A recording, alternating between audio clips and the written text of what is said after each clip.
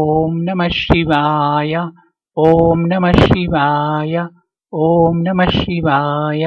ओम नमः शिवाय। ओम नमः शिवाय। श्रीमद गुरु गीता अध्याय 3। भगवान शिवशंकर पार्वती देवीस म्हणाले, हे सुमुखी, आता तुला सकाम बुद्धीने जप पाठ करण्याचा स्थानाबद्दल माहिती सांगतो। समुद्र अथवा नदीचे तीरावर, तीर्थक्षेत्र, शिवालयात, विष्णू किंवा देवीच्या मंदिरात, गोशाळेत, सर्वच शुभ मंदिरांमध्ये, वटवृक्ष किंवा आवळ्याच्या वृक्षाखाली, मठामध्ये अथवा तुळशीवनात, पवित्र निर्मल स्थानात, नित्यानुष्ठानाच्या रूपात अनासक्त होऊन मौनपूर्वक या गीतेचा जप आरंभ करावा। स्मशानभूमी, बिल्व वटवृक्ष अथवा कनक वृक्षाखाली तसेच आम्र वृक्षाच्या जवळ बसून जप पाठ केल्यास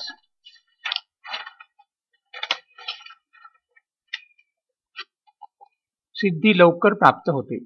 भगवान शिवशंकर पुढे म्हणाले, हे देवी, कल्पांतापर्यंतच्या कोटी कोटी जन्मामध्ये केलेले यज्ञ, व्रत, तप आणि शास्त्रोक्त क्रिया या सर्व गुरुदेवांच्या संतोषानेच मात्र सफल होतात। भाग्यहीन, शक्तिहीन आणि गुरुसेवेपासून विन्मुख असलेले जे लोक या उपदेशास मानित नाहीत ते घोर नरकात पडतात। ज्यांच्यावर गुरुदेवांची कृपा नाही त्यांची विद्या, धन, बल आणि भाग्य निरर्थक आहे। हे पार्वती, त्यांचे अधःपतन होते। ज्या साधकांच्या अंतःकरणात गुरुभक्ती आहे त्याची माता धन्य, पिता धन्य, त्याचा वंश धन्य, त्याच्या वंशात जन्म घेणारे धन्य, तसेच त्याच्यामुळे समग्र धरती माता धन्य होते। शरीर, इंद्रिये, प्राण, धन, स्वजन, बंधू बांधव, मातेचे कुल, पित्याचे कुल हे सर्व गुरुदेवच आहेत, यात तिळमात्र संदेह नाही। गुरु हेच देव आहेत, गुरु हेच धर्म आहेत। गुरूंच्या चरणी परमनिष्ठा असणे हेच परम तप आहे। गुरुपेक्षा अधिक श्रेष्ठ कोणी नाही, हे सत्य मी त्रिवार सांगतो। ज्या प्रकारे समुद्रात पाणी, दुधात दूध, तुपात तूप, वेगवेगळ्या घटातील पाण्यात प्रतिबिंबित झालेले आकाश एकच आणि अभिन्न असते, त्याच प्रकारे परमात्म्यामध्ये जीवात्मा एक आणि अभिन्न असतो। याच प्रकारे ज्ञानी सर्वदा परमात्म्याच्या बरोबर अभिन्न राहून रात्रंदिवस आनंदात विभोर होऊन सर्वत्र विचरण करतात। हे पार्वती, गुरुदेवांना संतुष्ट केल्याने शिष्य या भवसागरातून मुक्त होतो। हे देवी, गुरुदेवांच्या कृपाप्रसादाने आणि मादी सिद्धीचे भोग सुद्धा प्राप्त होतात। ज्ञानी भक्त दिवसा किंवा रात्री निरंतर समत्व भावामध्ये रमण करतात। अशा प्रकारचे महामौनी अर्थात ब्रह्मनिष्ठ महात्मा तिन्ही लोकात समान भावाने वास्तव्य करतात।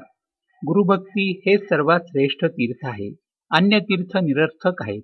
हे देवी, गुरुदेवांचे चरणकमलच सर्व तीर्थमय आहेत। हे देवी, हे प्रिये, व्यभिचारी बुद्धिशून्य लोकांसाठी माझा हा आत्मप्रिय परमबोध मी नाही सांगितला। अभक्त, कपटी, धूर्त, पाखंडी, नास्तिक लोकांनी या परमपवित्र गुरुगीतेचे जप पाठ करण्याचे मनात सुद्धा आणू नये। शिष्याच्या धनाचे अपहरण करणारे गुरु अनेक आहेत, परंतु शिष्याच्या हृदयातील दुःखाचे हरण करणारे गुरु एखादेच असतात, असे माझे मत आहे। जे चतुर आहेत,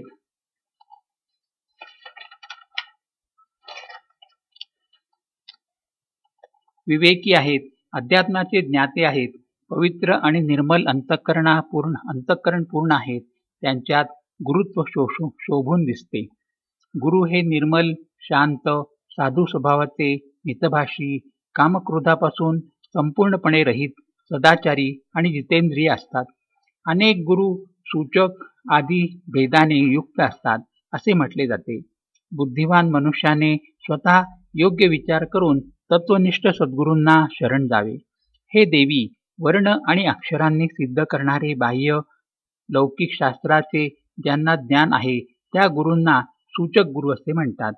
हे पार्वती, धर्माधर्माचे विधान करणारे, वर्ण आणि आश्रमांच्या अनुरूप विद्येचे प्रवचन करणाऱ्या गुरूंना वाचक गुरु असे म्हणतात. पंचाक्षरी आदी मंत्रांचा उपदेश देणारे गुरु बोधक गुरु असे म्हणवले जातात. हे पार्वती, पहिल्या दोन प्रकारच्या अर्थात सूचक गुरु आणि वाचक गुरु त्या गुरूंपेक्षा हे बोधक गुरु उत्तम आहेत. मोहन, मारण, वशीकरण यासारखे तुच्छ मंत्र शिकविणारे गुरु निषिद्ध गुरु असतात, असे तत्वदर्शी पंडितांचे मत आहे. भगवान शंकर पुढे म्हणाले, हे प्रिये, हा संसार अनित्य आणि दुःखाचे घर आहे असे आपल्या शिष्यास समजावून जे गुरु वैराग्याचा मार्ग दाखवितात ते विहित गुरु या नावाने संबोधिले जातात. हे पार्वती, तत्वमसी आदी महावाक्यांचा उपदेश करणारे आणि संसाररूपी रोगांचे निवारण करणारे गुरु कारणासख्य गुरु या नावाने संबोधिले जातात.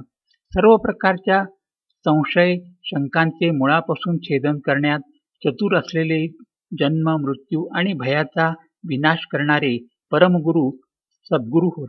अनेक जन्मांच्या पुण्याईनेच अशा महागुरूंची प्राप्ती होते.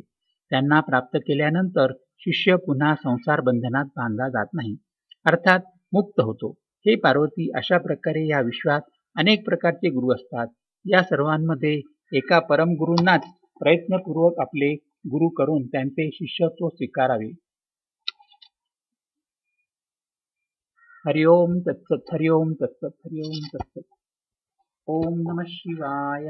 ओम नमः शिवाय.